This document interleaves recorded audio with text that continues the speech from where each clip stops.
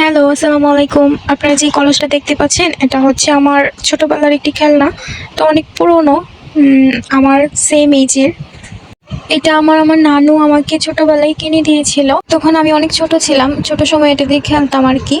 আর এটা দেখে তো বোঝাই যাচ্ছে অনেক, মানে এটার মধ্যে অনেক ট্যাপ পড়ে গেছে, স্পট পড়ে গেছে। এতদিন এটাকে এভাবেই আমার কাছে রেখে দিয়েছিলাম, কিন্তু এখন এটাকে দেখতে ঠিক কেমন কেমন জানে লাগে, তাই এটাকে ভাবলাম একটু নতুনভাবে রূপ দেওয়া যাক, সুন্দরভাবে এটাকে আমি আর্ট করব। সম্পূর্ণ কলসটাই আমি ফার্স্টে সাদা রং করে নিয়েছি, কারণ যে কোনো রঙই সাদাটার উপরে খুব ভালোভাবে ফুটে। সম্পূর্ণ কলসটার মধ্যে আমি এখন পুকুরের যে পানি হয় না, ওইটার কালার তৈরি করার জন্য অল্প একটু সাদা, নীল এবং কালো তিনটা রং নিয়েছি। এই তিনটা রং আমি খুব ভালোভাবে মিক্সিং করে নিব। তিনটা রং যখন মিক্সিং করবো তখন একটি মানে পানির মতো একটি কালার আসবে, এই যে আপনারা দেখতেই পাচ্ছেন। এখন আমি এই কালারটা সম্পূর্ণ কলসটার মধ্যে ভালো করে আর্ট করে নিব। আমি যখন কলেজটায় আর্ট করব তখন আমার মাথায় ছিল যে এটা হচ্ছে, আমি তো এটার মধ্যে পানি দিয়ে খেলা করি, আর কলস তো সচরাচর সবাই পানি রাখে। আর এখন একটা ট্রেন্ডিং যাচ্ছে, যে সিজনটা যাচ্ছে শাপলা, তার বিলাস, তারপর হচ্ছে পদ্ম, এগুলা চারিদিকেই দেখা যাচ্ছে। আমাদের বাড়ির পুকুরে, আমাদের বাড়ির মানে পাশে একটি পুকুরের মধ্যে অনেকগুলো পদ্ম ফুটেছে। ওইগুলা দেখেও আমি ইন্সপায়ার হয়েছি, এগুলা দেখেও আমার ভালো লাগছে, পরে ভাবলাম যে এটার মধ্যে আমি আর্টটা করি। এখন আমি পদ্ম পাতা বা শাপলা পাতা এটা আর্ট করার জন্য অল্প একটু হলুদ, ব্রাউন এবং সবুজ কালার নিয়েছি। এই তিনটা কালার অ্যাড করার পর সুন্দর একটি পাতার কালার আসছে। পদ্ম পাতার যে রিয়েল একটি কালার আছে, ওইটা সেম টু সেম আসছে। আমার কাছে খুব ভালো লাগছে। এখন আমি কলসটার মধ্যে পাতাগুলো আর্ট করে নিচ্ছি। আমি জানি না পাতাগুলা কেমন হয়েছে, বাট আমি সম্পূর্ণটা ট্রাই করেছি ওই পদ্ম পাতার মতো করার জন্য। এই যে আমার পাতাগুলা করা হয়ে গেছে।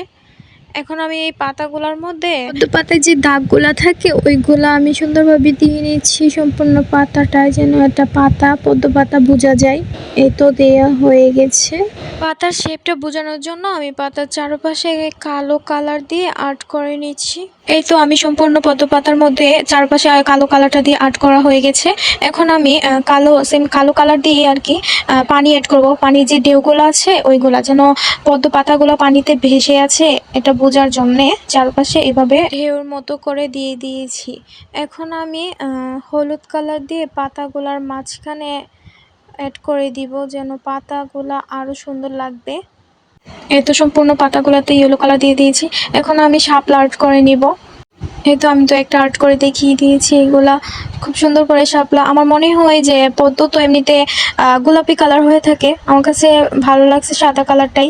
আর এখন শাপলার ফুলের মাঝখানে যে ইয়েলো কালার, হলুদ কালার যে এগুলো থাকে না, ওইগুলা দিয়ে দিচ্ছি। আমার কাছে মনে হচ্ছে পদ্ম ফুলের থেকে শাপলা ফুলটাই এখানে ভালো মানাইছে, ফুটছে সাদাটা। আর শাপলা ফুলের ভিতরে যে হলুদ অংশটা, এটাও খুব ভালো লাগছে। আমার কাছে তো অনেক সুন্দর লাগতেছে। আমি কিন্তু এত ভালো আর্ট পারি না মোটামুটি, তবু অনেক চেষ্টা করেছি সেম টু সেম করার জন্য। জানি না কেমন হয়েছে। এই তো আমার আর্ট করা কমপ্লিট। আমি বিকেলবেলা ছাদে গিয়েছিলাম, তখন এই ক্লিপসগুলো নিয়ে রেখেছি। এখানে অনেক সুন্দর লাগতেছে, কিন্তু বাইরে আমি তো এতক্ষণ রুমের ভিতরে এগুলো আর্ট করেছি। আমার কাছে বাইরে নিয়ে যাওয়ার পর অনেক ভালো লাগছে, আর লাগতেছে যেন পুকুরের মধ্যে ফুটন্ত পদ্ম ফুল বা শাপলা যাই হোক।